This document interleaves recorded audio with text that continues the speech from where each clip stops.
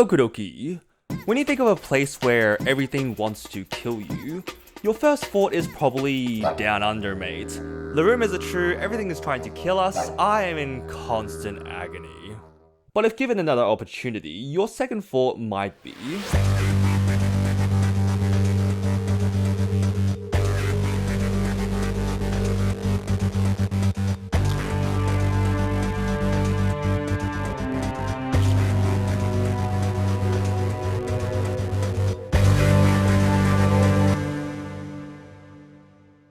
Heavenly Delusion is a story split into two parts. The first follows a group of children who live in what seems to be a daycare that we'll just call the Inside, and the second follows two travelers that are each searching for a certain someone in the post-apocalyptic Outside.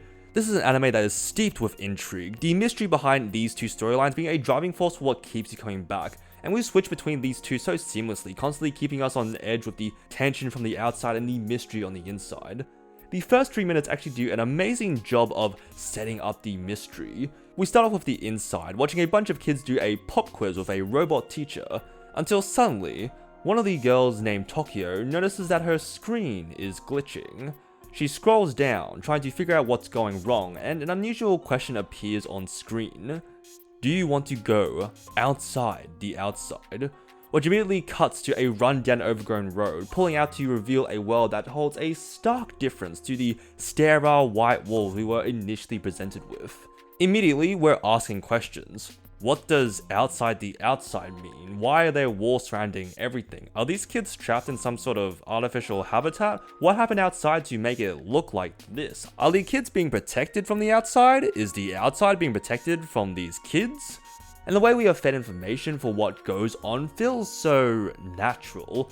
Bits and pieces being laid out for us to piece together, never really holding our hand, but just slowly letting us understand what is going on. This strange bird flies out of the clouds, slowly revealing unusual parts of its body like a long head and thin tendrils. So now we know monsters roam the outside. This one kid wants to play catch, but no one else is willing to tag along, so he throws the ball, jumps down from a balcony, runs after, and catches the same ball. Bro, how fast is this guy? Now we know these kids might not be what they seem either. We even find out that some of these monsters are actually quite friendly. One of them has even been protecting this nice lady.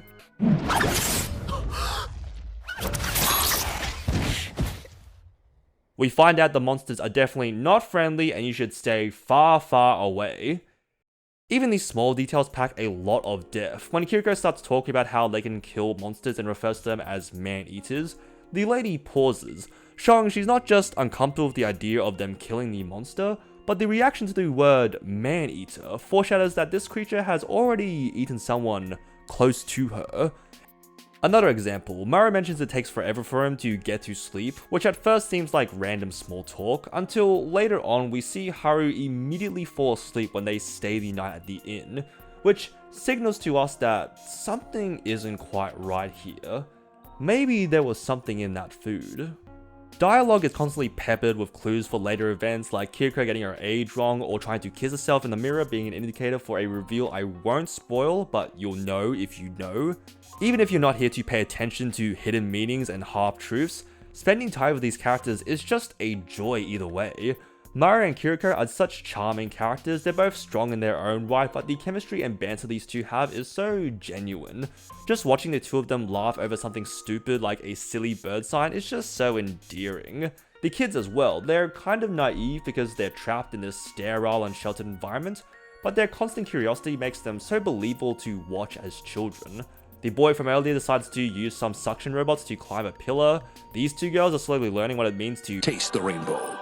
And a few of them are curious about this guy who draws some pretty interesting pictures, like this wacky fish that has human hands. Hey, wait a minute. The Manias has such a cool design. I've never seen monsters like these before. It does kind of look like what happens when you ask a kid to draw some fantasy creatures. The fish I already mentioned, but we also saw the spider here that has this creepy eye on their abdomen. It also gets pretty gruesome with some of the fights. None of them is over the top, but the gore we do see is very visceral. And I hesitate to show them on screen in fear that Big Daddy YouTube will spank me like the bad little boy I am.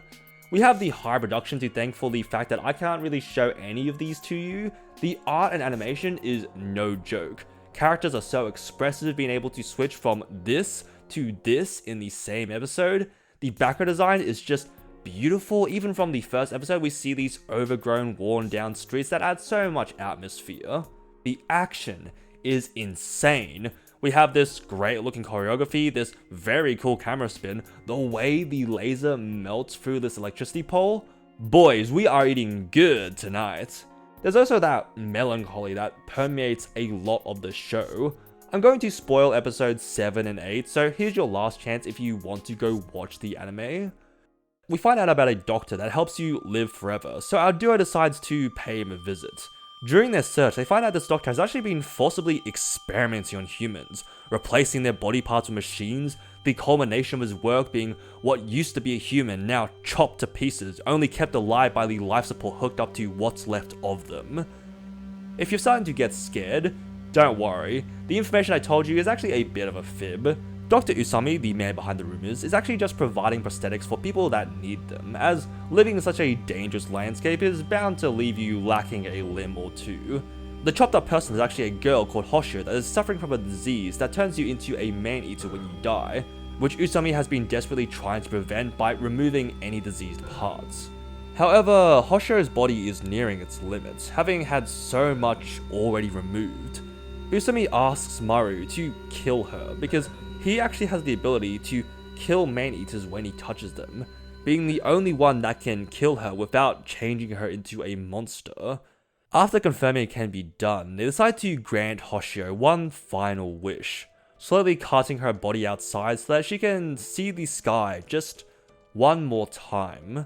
We watch Maru dive inside, crush her core, and end the years of suffering she's been through, left with only her final message, thanking Usami for giving her his eye, for letting her die a human, for just being there for her. It's so bittersweet, which only makes the final moments even worse to sit through. We find out Dr. Usami only ever made these prosthetics because Hoshio loved watching him create stuff. We watch his body language as he contemplates what he's about to do.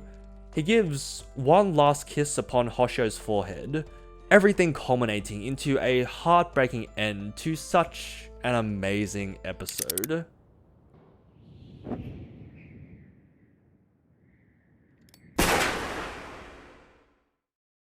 Heavenly Delusion is a reminder of why you decided to watch anime. It's a show that just makes you sit back and say, wow, that was amazing. If you have somehow missed this gem from last season, I hope this video has been enough to convince you to check it out. With that said, thanks for watching. I hope you all have a good rest of your day.